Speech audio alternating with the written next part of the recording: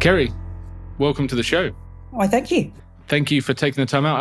I'm glad we've been able to find a more amicable time. Last time we spoke, I dragged you out at 6 a.m. for a chat. So hopefully this is a bit better suited to your time zone. Yeah, no, this is perfect for me. And I appreciate that because it was, it was bold. I'm not sure that I'm at my best really at 6:30. I don't think anyone is, but no, really appreciate you coming on the show. And we've got a lot to cover today. You have recently released a book, which we'll kind of go into. But where I like to start and to set the scene for people that are listening is a bit about you kind of prior to today, a bit about your kind of earlier career, what you did, and then how you found your way into the Salesforce ecosystem, if you will. So I, by education and like university degree, I'm actually a mechanical engineer. So I think also when I studied, like Salesforce didn't actually exist. I don't really want to admit that, but I have.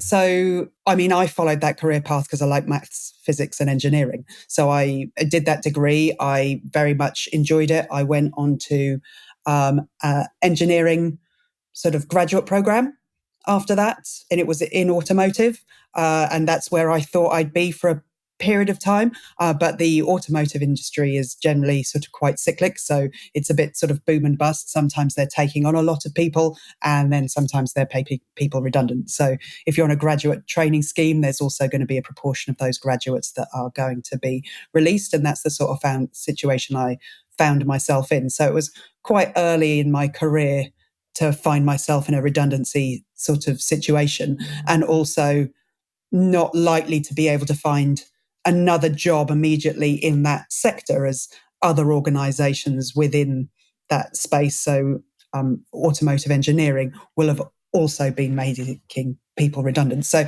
it was a transition time for me. So I started working for an engineering software company, so not that far away from the original discipline, but I actually moved into marketing, which is not the most common career change. So I'd say that was career change number one for me.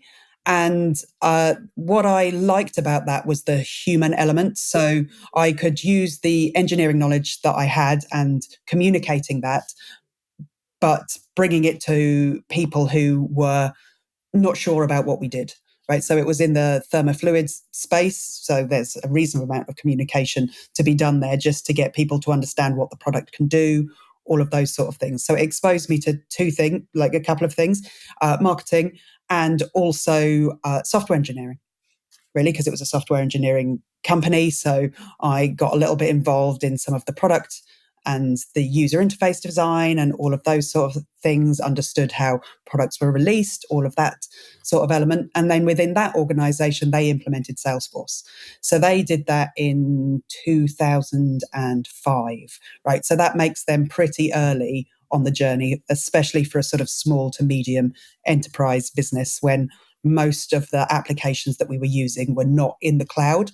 So that was, that's a stepping stone and a reach. So that organization actually self-implemented Salesforce, and the product back then was extremely basic in comparison to what we know now, but was still quite, forward thinking, clearly because it was cloud-based, than when we, at the time. So they self-implemented, and the person that sort of led that was part of the project team within the organization and didn't really have any particular interest in looking after it long term. So we started using it and I was like, oh, this is quite interesting. And it was being used by sales, service, and then we were going to be using it in the marketing department. I saw that there was a lot of potential. By being able to use and log into that tool, I got visibility into what the sales teams were doing, what the service teams were doing, which then informed our marketing. Nobody else really wanted to own it. I mean, I was pretty young in my career there, but I was like, okay, me, can I have this? Can I be involved in this? And nobody was arguing with me, or nobody else wanted it at the time. So I became the admin. And then that allowed me to learn the tool, but also I think I credit it for giving me exposure to other areas within the business. And that's something that I really like and is a continued theme throughout my career is it allowed me to move into conversations that otherwise I wouldn't have been in. Like, what is the sales process? What is the service process? Like, I got to engage with different people. I got access to more information. Salesforce itself made our sales performance visible to everyone, our support performance visible to everyone, which again, I wouldn't have had exposure to, particularly that early in my career. So that's, I moved into that area, and then it was a small to medium enterprise. It was used across all of those areas. There was a limit to what they were going to do with it. I was early in my career. I wanted to solve every problem with Salesforce. Oh, we can do that in Salesforce. Oh, and I learned that also isn't the answer to everything, and is sometimes not always welcome when you're like, oh, we could do it with this. And they're like, no, not this one. But then wanting to use the product, enjoy the product, saw it as a stepping stone, it allowed me to move into consulting, right? So then that also fed my curiosity, allowed me to work with lots of other organizations. Again, got involved in a lot of the conversations that I otherwise wouldn't have got access to. They were small.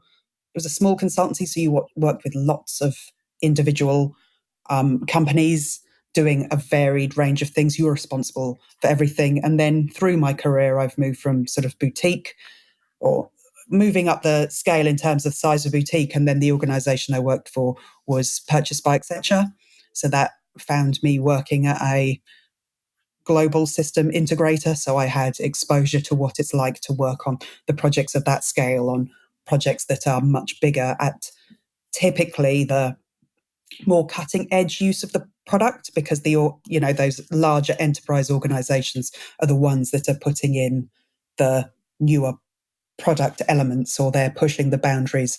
We'll see that at the moment with data cloud. It's the big enterprises that have the real pain points that those solutions provide answers to, that have been driving that forward, and they're the ones that are sort of involved in shaping what it looks like and all of that. So all of that sort of varied experience allowed me to sort of get a full or relatively full spectrum of what's available. And then within pockets of that, I've also freelanced, and that's what I'm doing at the moment. So each one of those has a different sort of trade-off in the things that you get to do. Both have pros and cons. And I think for me, I found that it fits. I use it to fit where I am in my life and what's important to me at the time. Yeah, I mean, it's not for everyone, freelancing, but for the right people, it's an awesome way to work. Just thinking back to that first role then, to 2005, I'm guessing just Sales Cloud at the time? So we put in Sales Cloud, but it would have had what was the Service Cloud functionality. And it was core platform, right? So, but it had, what the platform had to offer for those functional groups at the time. So accounts, leads, contacts, opportunities were the predominant pieces, dashboards and reports for sales, and then cases and what you could do with cases. So email to case, web to case, all of that sort of piece. There was an element with a self-service portal, which you could use. And then in terms of marketing at that point, it was predominantly the campaigns functionality. And to be honest, that's not significantly grown on the core, the core platform since. And then Salesforce have added to those capabilities over the years through acquisition. And then they've, labeled the clouds under different things as the capability sets within each of them have expanded. So at that stage, we weren't talking about entitlements and things like that in Service Cloud. And I think, the forecasting element was the pre-version to where we are now.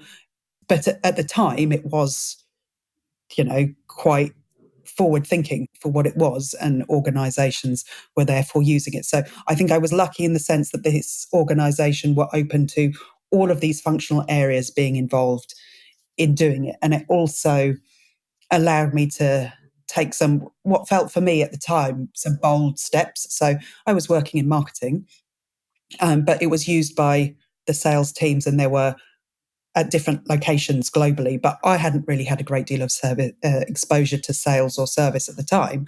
So I put my hand up and said, hey, could I work in one of these organizations for 3 months? Right? It's not my role, it's not marketing, but would the organization support me going and sitting in one of these and having to do the jobs that these people are doing day in, day out? And then that allows me to be in the situation of an end user to then allow me to serve them better moving forward as the admin for the solution, because I've been there live on the call, like trying to fill in the boxes and things like that. And I've learnt the pressures of the job, and I've been out on the road, right, with a salesperson. I've sat in the meetings. I've seen the information that needs to be collected. I've tried to type it into the system. Like that hands-on real industry business experience was very eye-opening. And I would encourage anybody to do that. I appreciate that, there's not necessarily a lot of flexibility within organizations, but if you can sit in the shoes of the people that, you're trying to serve and understand firsthand, because I think that is a thing that happens, is the people that are building it can be quite far removed from the people that actually need to use it in the end. And some of that disconnect, you can see that happening, and then it comes back and it moves back one way and the other. Whereas if this person who is building it had to do that job for 3 hours, then they'd have a very different perspective on what the solution was required. 100%, yeah. And you're obviously, now people will know you as being heavily involved in the community. And, some of the stuff I see, like the London event, even was it surfing or skiing that you've been? It's surfing. That is no longer happening. That's a shame. It is because it was spectacular. And in some cases, not for all the right reasons, because, you can't control the weather. Yeah. Right. So if it's lashing it down with rain, you're like, great. But, it brought people together. Yeah. But when did that start? Like, when did you go from being an accidental admin, kind of finding your way through this project and to being heavily involved in the community? So I think my first taste was actually in that first role. So again, we are quite a long time ago now. And at that point, even though the company that I was working for only had 50 licenses, they had a customer success manager. Right. So, and I will always remember that person. So his name is James McGill. And he came and we met, and he was like, oh, there are these user groups. They happen in London. Right. And where would were you like living? To go to? So I was living in Leamington Spa. So outside of London. It involved travel. You might find it interesting to go to these. And I mean, obviously he could probably sense / even taste my enthusiasm. Like I was like, let's solve it with Salesforce at the time, because, it offered me so many different things. I wanted to evangelize about how we could do all these different things with it.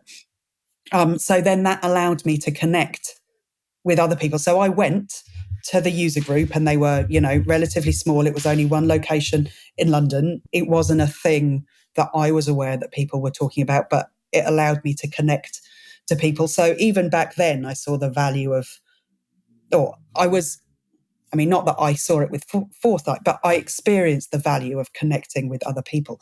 I actually presented at one of those user groups, which again was another opportunity for growth for me. Now, that was back in the day where I visibly shook when I presented, right? So I did a dry run, and they're like, you're going to need to slow down. And if you could stop shaking a bit, that would be great. And made connections with people. And actually, one of the things that I find really lovely about this is I've released this book, and one of the people that I went to with those user groups, like I met at those user groups, got in touch again, right? So it's given me the opportunity to reconnect to various people that I've worked with across my career, some of which were using Salesforce or related to Salesforce, some of them like not used it at all, but we now have something in common, or it's useful. So yeah, back in the day, like that was the first exposure. And then because I wasn't in London and those sorts of things, and admittedly, when I was working at a very boutique consultancy, I was traveling quite a lot, but I started working at Cloud Sherpas, which was London based, and I met other people who were involved in the community there. And I they encouraged me to attend some of the user groups that were then becoming more established in London. And I was in London a bit for work. So I joined that group, connected with other people. And then it sort of started from there. And access to those people, I would say the majority of people that attend the user groups are very generous with their time and their knowledge, where they can be. We've all got families and jobs and all of those sort of things, but they're driven by a desire to share and elevate other people. So I benefited from that. And now I feel a huge amount of value and even some responsibility to be able to share that back to help those that are following. And it, in a lot of cases, provide some of the resources, or at least attempt to, of the things that I would have liked to have had that answered some of the questions that I was hoping. Like if someone had just told me this, or given me this resource, or pointed me at this online video, then I would have saved a lot of time and a lot of pain, if I'm honest. So, just on the surfing event, like you do know you could still do that, but by everyone traveling over to Australia. And I mean, if I told you that there were in the small, there was a small set of people that helped put that together. It was driven by a guy called Sean Holmes, right, who is South African and has, I mean, a plug for him. He was a wave ski competitor and champion, and he's just competed in the Masters in South Africa. And but the other people who are part of that organization, 3 of them are Australian, right? They're all Aussies over in London, love to get involved in that event and the ethos of it. So it was, yes, we surfed, which is great fun. But we also had a sort of more of an environmental focus. Like we did a beach clean every time, looked at and had conversations from speakers who talked about, single-use plastic, the impact that it's having on the oceans, all of that sort of piece. So there was an element where we were learning about that. We were helping each other, learning about Salesforce. And generally the premise for doing it was that surfing can be a little bit daunting. The prospect of, getting in a wetsuit and getting into what is not the warmest water and learning something that, you mainly see people fall off doing, is a bit daunting. And if you were going to do that on your own, then you've got to really have a desire for it. But if you do it as part of a group of people, it can be fun. You can learn something, you can make connections. And that was the parallels that we see with like technology, really, as in, if you don't work in tech and you're thinking about stepping into a role in tech, then it can be quite intimidating. There's lots of other people. They all look like they're really good at what they're doing. They all look like they know what they're doing. You do have to put yourself out there. And that's what, coming to the user groups and joining the community and taking the plunge does with, making a career transition into tech. So we were trying to have that analogy around that. And I mean, we also attempted to do some surfing and we did recce's for those. Like we went to the venues and one of them we went to in February and there was ice on the grass. And we're like, no, great, let's get in the sea. So it was a lot of fun. I think everybody that attended it had a lot of fun and learned something. Yeah, I can imagine. About Salesforce and, the use of single-use plastic and all of that sort of. Yeah, I think it's just what's great about the ecosystem, right? Everything you did, bringing everything together. So you didn't stay in the 50 user business forever. Yeah. You've gone on. So I'm guessing you've probably implemented more than just Salesforce more than just Sales Cloud over the years. Yes. So what was it that led you to write a book about Sales Cloud specifically? So there are a couple of points there, right? So why a book? Right? Like I've looked at other people that have written books and I've had a huge amount of admiration for that and always wondered, do you know what, that would be something that would be wonderful to do, but I'm not sure it's for me. And I was approached, right? And my first reaction was like, I mean, nobody's going to want to hear anything I've got to say about anything. And then I was like, but, someone has approached me and I do have a body of experience in this sector with the community. I've definitely learned some things the hard way, right? Maybe I can smooth that out for someone else. What would I have found useful earlier on in my career that I could have, a book is a certain format, so it sits there. You probably aren't necessarily going to read it from end to end, but it sits on your desk. You pick up a bit, you look at the bits that you need, you put it back down again, you pick it up. Everything in it doesn't have to be brand new, but sometimes you're looking for reassurance, sometimes you're looking for nuances. And so you're right, I have used a broad range of the products. And to be fair, in the community, particularly in when I've been most active in the community, people will have seen me more talking about marketing cloud and marketing cloud aspects. And some of the reason I did that was because I didn't find the information at the time. And the time I started getting involved in all that community was when I was learning marketing cloud. So I wasn't finding the information I needed. And I knew from my experience with user groups and the other elements of the core platform, okay, well, if you can't find the information, you need to go to where the people are that have got the information. So the community group, like the marketing cloud community group in London wasn't meeting. And I'm like, okay, well, I need them to meet, right? Because I need to find some people, right? So how am I going to do that? Well, if that's what I need, then maybe I need to volunteer to become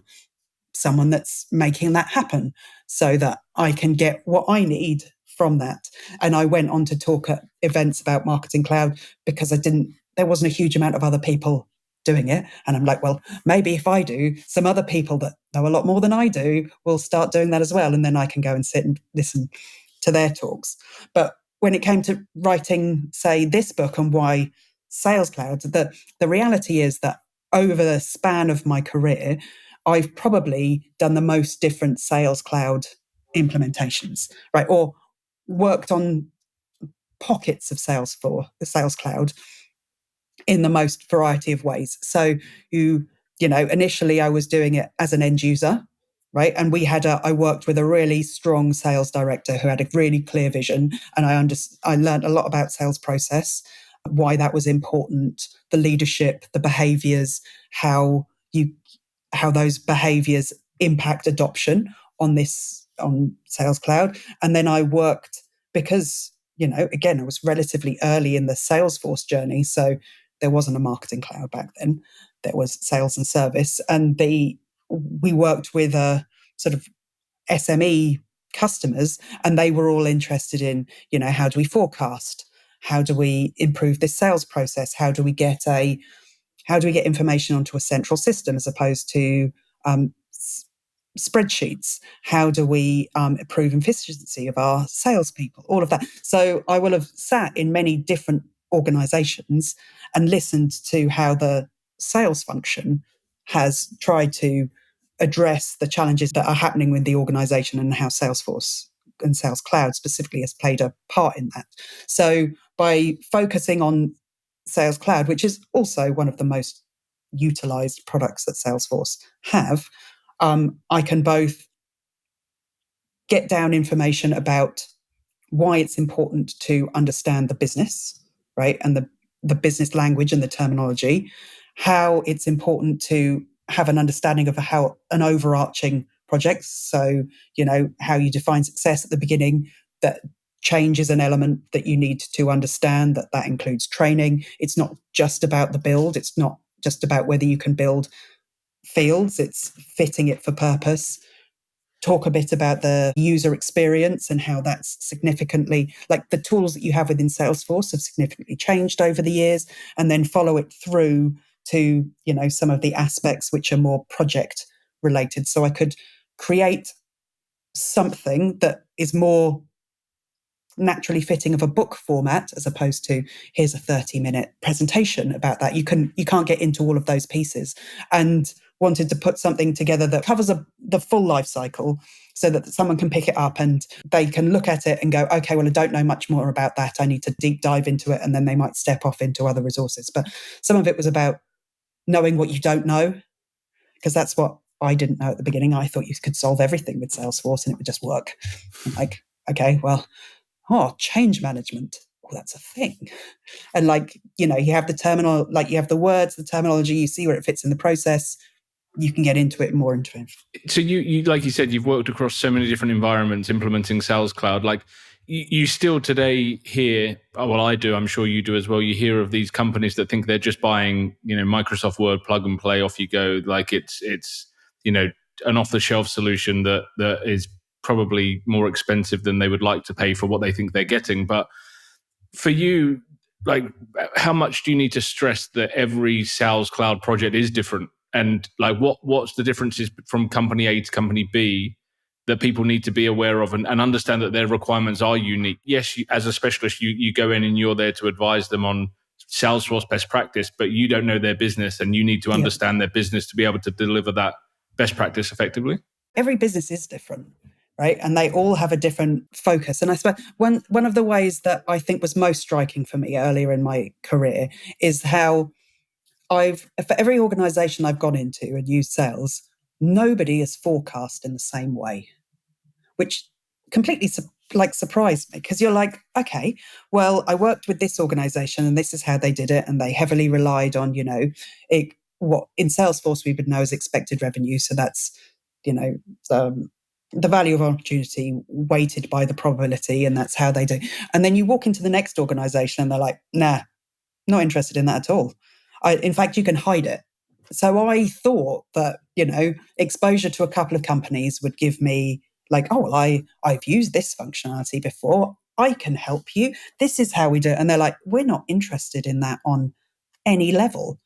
So that was really quite stark for me to start with, because, I mean, in a lot of cases, forecasting might have been done in spreadsheets, at least a period of time ago. And because a spreadsheet gives you the flexibility to do whatever you like, then people have diverged into all sorts of different directions. So I think all of them are actually really quite different.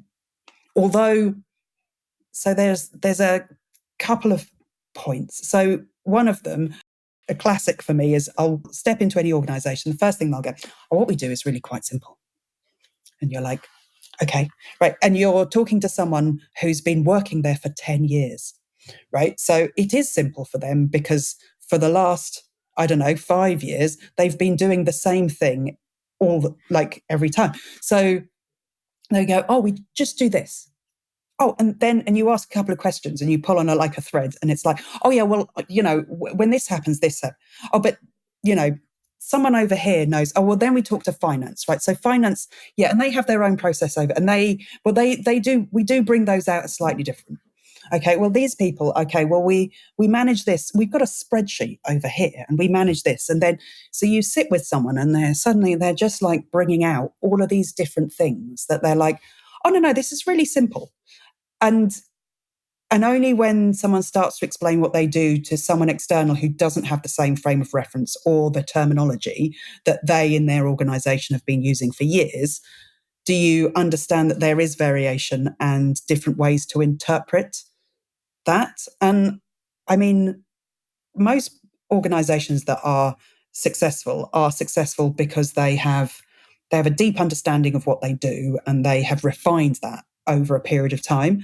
And if it was as simple as just, you buy one system that's got, these are 20 fields and everybody was doing the same thing, then there wouldn't be any variation between any of these organizations. There wouldn't be no sort of competitive advantage because you're all just doing exactly the same thing in the same way, collecting the same information. And to be quite honest, if it was as simple as like cookie cuttering every business, then there wouldn't be an industry of people in like customizing any system whatsoever, really, because it would be the same for your ERP system or anything like that. If all organizations were the same, then these would be 100 fields across all of these different areas, and you just get on with it. I mean, that's not the reality that we see.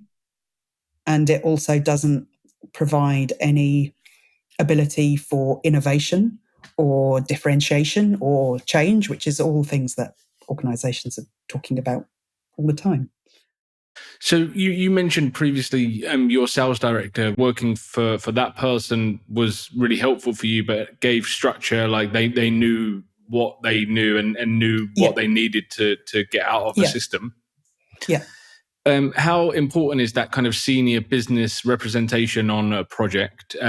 Not just as like a stakeholder and someone that's going to sign off or be the sponsor, but actually getting into the nuts and bolts of it. And at what are the key stages and activities where you actually need that person or those people in a room in front of you, like really giving you their time and attention? Because I feel that's often something people struggle with, is actually getting the right people in the room. Yeah, no, and that's true. And I mean, over my career, there'll be projects where we had that, and then there'll be projects where we did not. And you can see the difference, right? So when that doesn't happen, the timescales extend, decisions don't get made. It often means that the people that you're working with aren't also aligned. So you're pulling in slightly different directions. No one person is then 100% happy because they're not clear. Like there's no clear alignment about what the final solution should be. So, I mean, I would say it is very essential overall with these systems, particularly if you're working with someone external. You get what you ask for. And if you don't ask for anything, then you get what they think you should have. And that might be perfectly fine, but it's not going to potentially going to be what you expected. I would say, if I was thinking of an analogy, I would be thinking, okay, you've got a new build house, right? So you can find a builder and you can ask them to build you a 3-bed house. And what you'll get out of it is a 3-bed house. But if you were on site every day talking to them about, who else lives in your household, the flow of how you live, what's important, what furniture you might have that you need to bring with you, all of those sorts of things, fixtures and fittings, then when you get to the end of that project, you're either going to get their vision or your vision, really, or a combination of the two. The thing with that as well, it's it's both parties' fault, right? Because I remember when I set up Talent Hub, we had a developer build our website, and I got exactly what I asked for, and it was terrible. So that was my fault. No. But it was also their fault. But I chose the wrong person. But with the right person in that chair, they would have asked questions, right? They would have guided me through that process. They wouldn't have just taken what I said. They would have said, okay, well, this is what I'm understanding you're asking for. Tell me more about this. Like, is that? And I think that's also important for people to realize, like, if they're not getting asked those questions, that's an alarm bell. Absolutely. Right. So again, I probably made some assumptions there, which again is what happens in this process. So I've made the assumption that the builder of the house is reasonably credible. Yeah. So if you've said, do you know what? I want you to go and build me a house on this beach, they're going to go, probably not. I don't think we're going to be able to vet the foundations. We're not going to get the planning permission. The water. What are you going to do about the water that's going to come in through your doors? Yeah. All of those. So you're right, there is a foundational level, and if it's possible to access someone who has experience and potentially either learnt those lessons or learnt from someone else, then you are going to get a different product. And when I say what they ask for, there's asking for things, and then you don't want someone where they're just the hands for what you want to build. Is what, like, there is pushback is also, well, that sounds quite intense and is required at some point, but you need a guiding hand from the business. So they need to inform about the process. They need to inform about what is or isn't possible. And when there are two different options, you need a decision maker. And I think that's when I talk about sort of senior stakeholder representation on a project, those are the key things. So that's aligning people to start with within the business. So the different functional areas that it's going to touch, making sure that from a business point of view, those groups of people are aligned, making sure that any functional representation within those is available, right? So that's making the case internally that it is valuable for people to spend some time working with the people that are implementing it to make informed choices. If there is any sort of points where the people individually can't make a decision, or the decision is so big that it affects multiple people, then having a chain where that's raised up so those decisions can be made in a timely manner, because sometimes a project can go on for weeks where you're just still waiting for someone to make a decision. And then also around the change element to it, some of the training that I've done has been most successful when you've got the sales leader in the room, because you train from a system point of view, like what happens in this situation? Well, you put this information in this box and this one.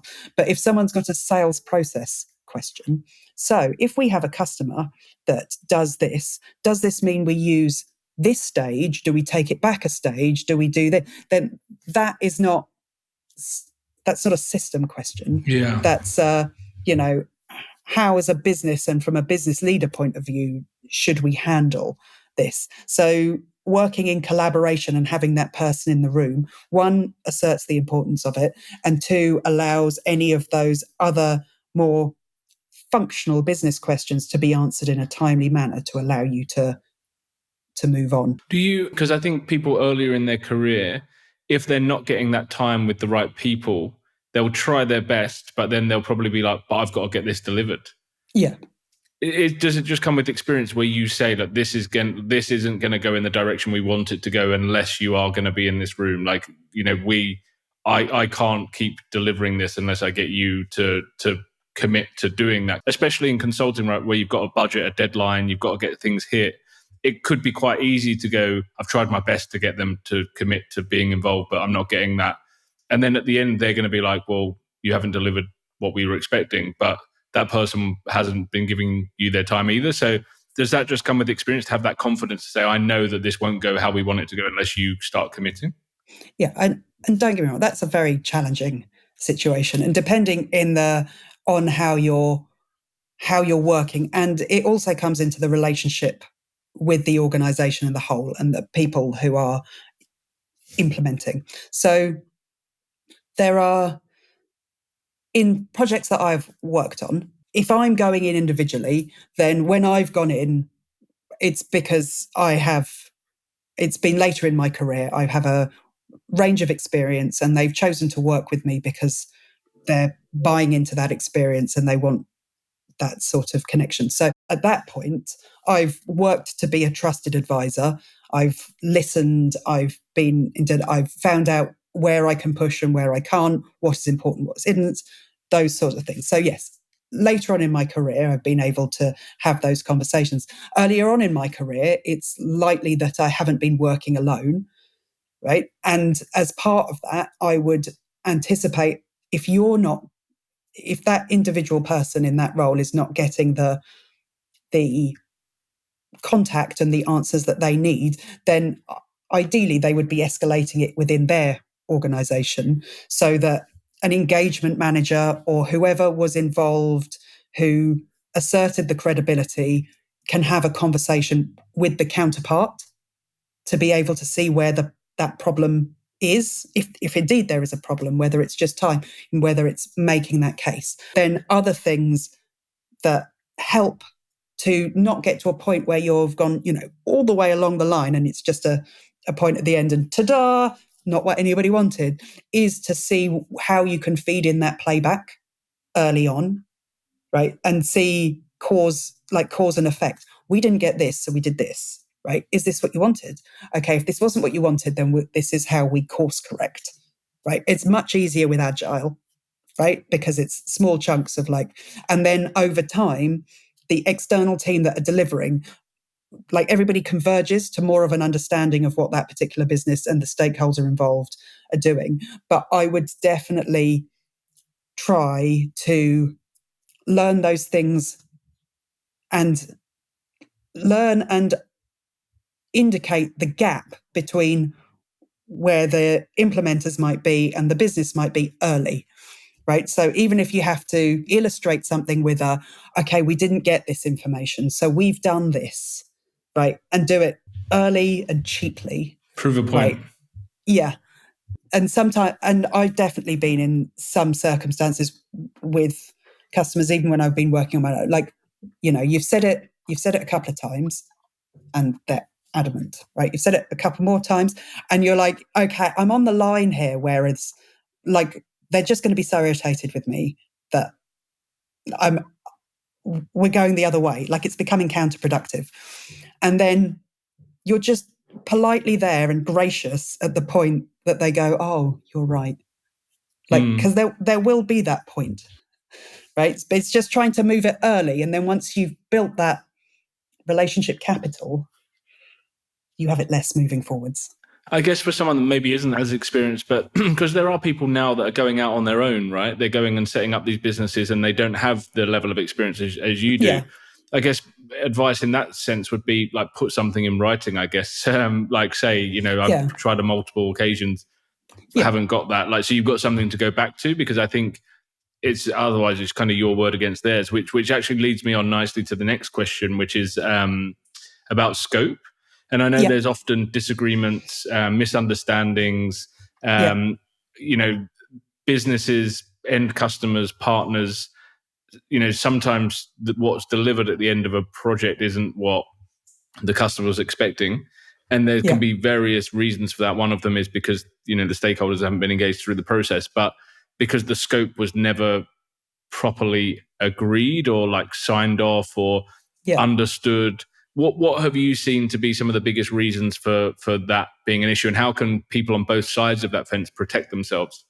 There things that I'm very conscious with when I now work with an organization is terminology and the meaning and the interpretation that we use with certain words, right? So within this sector, we use broad spanning words like, I'm going to implement this. And, people are like, but what does that mean? And it's like, well, that could be a different thing to different people. It could mean I'm going to go in with an admin permission and make a couple of changes and I'm done. Or it could mean, well, we're going to go through a full discovery phase where we understand what you're going to be doing. And then we're going to come up with a detailed plan and we're going to get you to sign it off. And we're going to, so it, some of it is very much down to calibrating what you mean with terminology. And I think some of that for me has come with experience because I've sat in rooms with people and they've been vehemently opposed to various things. And I definitely learned this in the original organization I was in, the difference between what marketing thought was a lead and sales thought was a lead, right? And, there'd be some friction throughout the day. And in some cases, they're actually talking about the same thing. They just applied a different meaning to the word. So I always think it's important to try and create some sort of glossary or nomenclature which truly defines that, which again, maybe you're not doing at the scope. So it's really important to, if there are any key points, to really calibrate your understanding with what they're saying, because everyone comes with their own frame of reference. So to take that house analogy before, we all look through the window in the house, but we've got a slightly different view based on where we're stood. And that is coloured by our experience. So we can be talking about the same thing, but we're looking at it from a different angle. And therefore, what we might build or how we might interpret that or take action from that is subtly different. So that's important. From an implementer point of view and someone who is responsible for actually making the changes, I do, where possible, get into the detail. Now, I appreciate that when in a scope document, right, when it's summarized at the top level, it won't have that. But I am always scanning things for areas where I think there might be interpretation or variation, or where I've seen that before, or I can anticipate where that might have been on both sides. It happens particularly with organizations that don't routinely implement business systems. They make assumptions based on what might be involved, or you could have a list of user stories or requirements, and then you get to the end and the person's like, well, I thought it would just do that. And like, but was it written down? But I sort of assume, I just thought it would do that. That's one of my favorite phrases. Yeah. So when I think someone's going to go, oh, I just thought it would do that, I try to kind of, you can't always pick that. So yeah, scope is a big one, and it becomes particularly intense when it has a contractual element 100%. to it. So terminology, and also scope can also be boiled down into a small summary where all of these words, which could be interpreted in different ways, are grouped quite tightly together, and everybody around the room goes, yes, that sounds right. But if they went away, everybody would describe something different.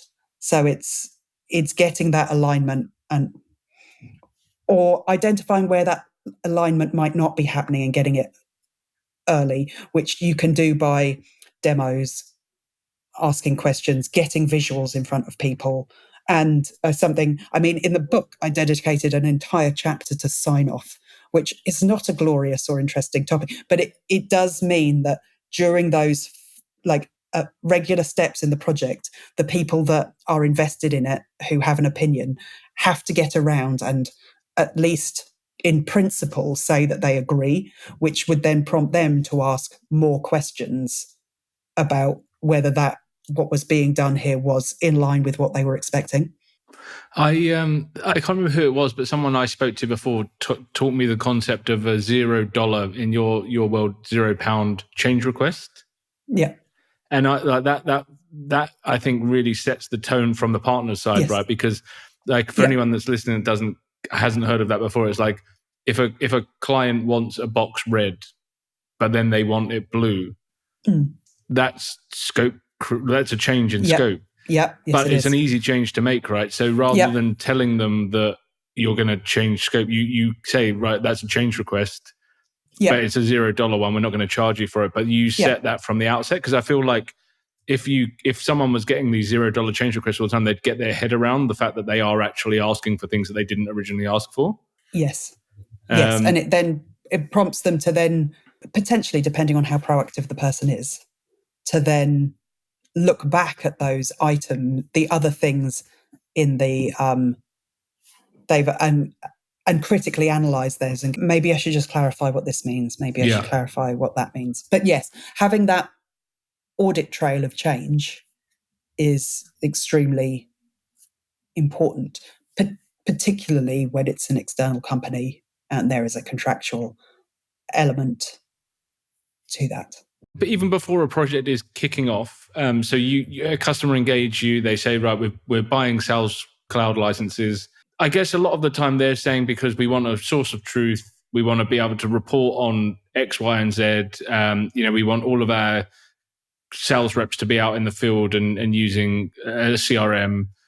But that isn't what success looks like, right? That's the reason they're buying it. But how important is it for you at the beginning of a project to really define success? And like what is a success vision for you? Like what actually goes into that to know that at the end of it you've delivered what they need? You highlight a good point. If you don't know what the end result looks like, then you're potentially going to meander around and slightly diverge to somewhere else. So I would try to push people to actually define specific things. So it could be around adoption, like who specifically needs to use it, how regularly might they be using it. But again, that can be somewhat superficial, because someone logging in every morning doesn't mean they're actually doing something. So it might be around how a process is improved, or how many things like records are created. Again, you have to be a little bit careful with that, because again, you get what you measure, so you could get a lot of rubbish. But it comes down to the organization. Say something's a multi-stage process and it has multi-stage manual steps, then how many of those manual steps could we potentially remove? How much time could we save someone? So those are all sorts of things that we can start to get to. They're quite granular. A slightly more high level thing is like to have the sales forecast to be run and generated within the system, or if you're using the, like for the full example, like the number of invoices that are generated, that sort of element. But again, every focus on that. I mean, some of the things that's more challenging about trying to get to those numbers is that you have to have a benchmark in the first place. And you can, as an external implementer, you can be engaged with an organization to deliver something. But when you get there, you can realize that they've got no processes documented, that they don't have a selection of things documented in the first place. So then there's actually no benchmark for how many manual steps there were, because nobody's actually looking at that. If I were now on an end user, right, and I sat in an organization that were about to implement Salesforce, what I would be wanting my internal team to be doing before anybody's brought in anybody external is to have documented all of those processes, documented the terminology, and then listed the pain points that they have, like which of these processes are, or the points in these processes are really painful. What is holding us back from scaling, right? And then prioritize those.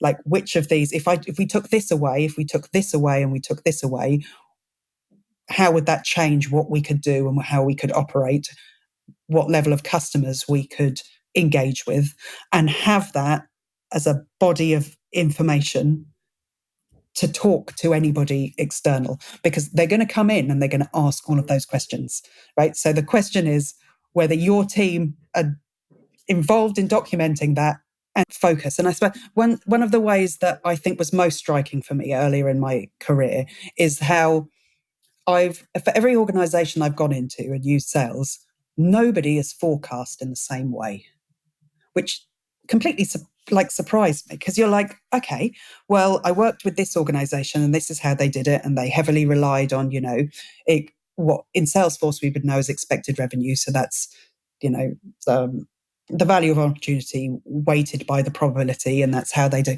And then you walk into the next organization and they're like, nah, not interested in that at all. In fact, you can hide it. So I thought that, exposure to a couple of companies would give me like, oh, well, I've used this functionality before. I can help you. This is how we do it. And they're like, we're not interested in that on any level. So that was really quite stark for me to start with, because, I mean, in a lot of cases, forecasting might have been done in spreadsheets, at least a period of time ago. And because a spreadsheet gives you the flexibility to do whatever you like, then people have diverged into all sorts of different directions. So I think all of them are actually really quite different. Although, so there's a couple of points. So one of them, a classic for me, is I'll step into any organization. The first thing they'll go, oh, what we do is really quite simple. And you're like, okay, right. And you're talking to someone who's been working there for 10 years, right? So it is simple for them because for the last, 5 years, they've been doing the same thing every time. So they go, oh, we just do this. Oh, and you ask a couple of questions and you pull on a thread, and it's like, oh yeah, well, when this happens, oh, but someone over here knows. Oh, well, then we talk to finance, right? So finance, yeah, and they have their own process over, and we do bring those out as slightly different. Okay, well, these people, okay, well, we manage this. We've got a spreadsheet over here, and we manage this, and then so you sit with someone, and they're just like bringing out all of these different things that they're like, oh no, this is really simple. And only when someone starts to explain what they do to someone external who doesn't have the same frame of reference or the terminology that they in their organization have been using for years, do you understand that there is variation and different ways to interpret that. And I mean, most organizations that are successful because they have a deep understanding of what they do, and they have refined that over a period of time. And if it was as simple as just, you buy one system that's got, these are 20 fields and everybody was doing the same thing, then there wouldn't be any variation between any of these organizations. There wouldn't be no sort of competitive advantage because you're all just doing exactly the same thing in the same way, collecting the same information. And to be quite honest, if it was as simple as like cookie cuttering every business, then there wouldn't be an industry of people in like customizing any system whatsoever, really, because it would be the same for your ERP system or anything like that. If all organizations were the same, then these would be 100 fields across all of these different areas, and you just get on with it. I mean, that's not the reality that we see, and it also doesn't provide any ability for innovation or differentiation or change, which is all things that organizations are talking about all the time. Training for new starters or a regular refresher. So, a body of the work has been done. It's just having it in a format where it can be reused or repurposed, and making the best of those sort of elements. Some of the issues that happen depend on the view and the experience of the organization that you're working with, like depending on the person that's bringing in the tool or the implementer, right? Usually they've got some experience of what's happening and in that, or have been through projects before. So they'll be highly focused on the areas that may have gone wrong before or the areas that they know, and then other things might not happen. Yeah, they might get overlooked in some form or another. I think just another point, which I do somewhat touch on a little bit in the book, is the overall user experience. So when I started working with Salesforce in 2005, five, then you were moving to cloud. So the experience was you get on the internet, you log in, and then you're using this tool. And it was relatively new for what it was. And therefore, there wasn't a lot of comparison with other tools and that sort of thing. And there was a very limited thing that you could do around changing that experience overall. You could move some tabs around, you could move some fields, but related lists were where they were. You could only put buttons in certain places. It didn't integrate with anything else. You couldn't shape that experience too much. But over time, that has dramatically changed.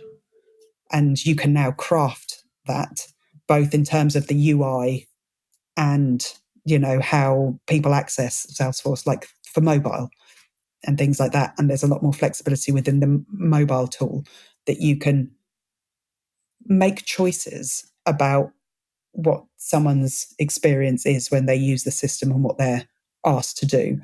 And I think that is an area now where Salesforce have made, seems like relatively rapid changes over years after it being pretty the same, and keeping up with that and knowing what those different things, all the different things that can be used and how that can be presented, is more of a challenge now than it was or has ever been, really. Yeah, I mean, especially for someone that's freelancing like yourself, because you kind of have to go in and be all things to everyone, right? Obviously, depending on what you've signed up to from a scope perspective, but like you have to be across to some degree UX. And obviously in a bigger, like you've worked for Accenture where there would have been a team of UX people. Yeah. And I appreciate you're probably not delivering a size of project that you would have been on your own at Accenture. But yeah, you kind of have to have some knowledge about all these different little areas. So have you had to, because UX is a big thing, right? Is that something you've had to purposefully go away and think broader than just Salesforce from a UX perspective as well? Or is there enough in the Salesforce world now to be able to deliver enough value from a UX perspective to a customer? There's a reasonable amount that you can do by just understanding what is available, right? Because there is a difference between doing nothing and just the very basics. Like, if you create a field, it just plops it on the page. Yeah. Right? That's not you're scrolling up and down. You've got, what's in what panels, what do people need to get access to, all of that sort of thing. Even some basic things like what size screens are most people accessing the system on? Do they have 2 screens? All of those sort of things can have an impact on, and they're just some very basic stuff that you can do and you should be aware of as an implementer, depending on the focus of the organization that you're working on. There isn't for example, a small to medium enterprise. It's not going to be their number one priority to deep dive into getting the extra 20% value of really refining the overall experience.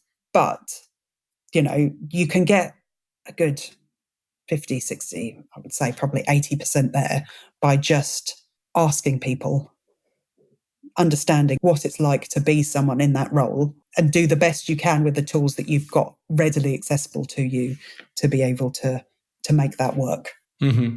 And if we think of like a customer that you have and you've delivered a project for them, I'm sure you probably have ongoing relationships where you'll do support, managed services agreements, things like that with them. But if you're speaking to a customer and you're leaving and you're like, right, we've done all of this great work, we've delivered this solution, but it doesn't stop here. Like, how do you explain to a customer that isn't game over, right? If you drop the ball now, this isn't going to be the system you need it to be in a year's time. Like, you need to keep evolving, keep upkeeping that. How do you explain that to the customer that the investment doesn't just stop now?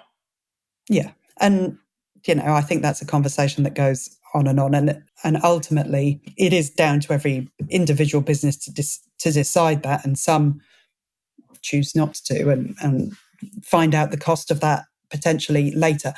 Something that I definitely try to make sure that people are very aware of is that Salesforce release functionality 3 times a year, and that you are paying for a subscription, right? So you're paying the same amount every year. So you're effectively paying for the functionality that they're deploying and building.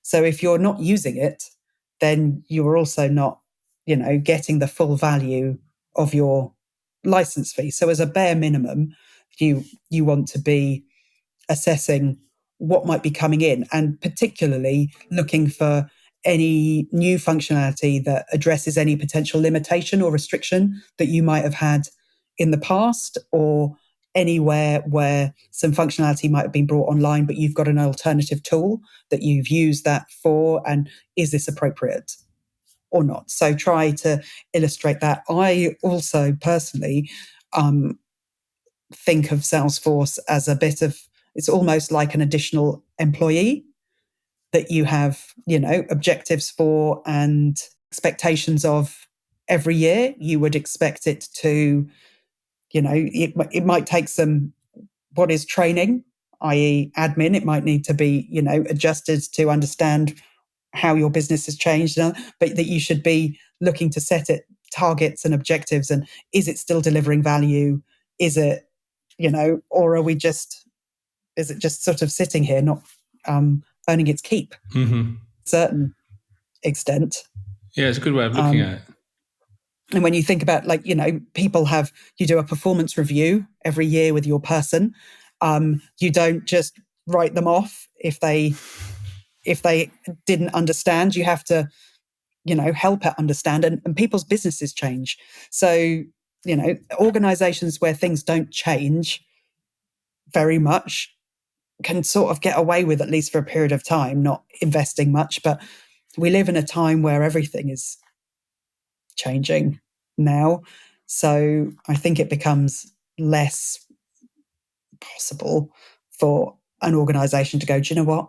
My sales process, we're not going to have to tweak it. We're not going to have to learn from that. We're not going to have to adjust how we do focusing. We don't bring any new products to market. We don't do any, we're not going to change anything within a business for a year, which I think is probably unlikely in the current climate. But if you do, then you have to spend a little bit of time and effort making sure that all the systems that you expect people to use on a day-to-day basis have been kept up to date in order to keep them as productive as possible. Well, thank you so much for running through that. I've really enjoyed it. I'm sure our listeners will too. And I would advise they go out and pick up the book and and learn everything that you've learned over the years, and have those answers that you were looking for all those years ago when you first got into the ecosystem. But there's so many projects out there that go wrong, unfortunately. So having a guide like this just to pick up and to refer to at different times when things are challenging will be a blessing for many people. Yeah, well, I hope people get some value from it. That's, you put something out there.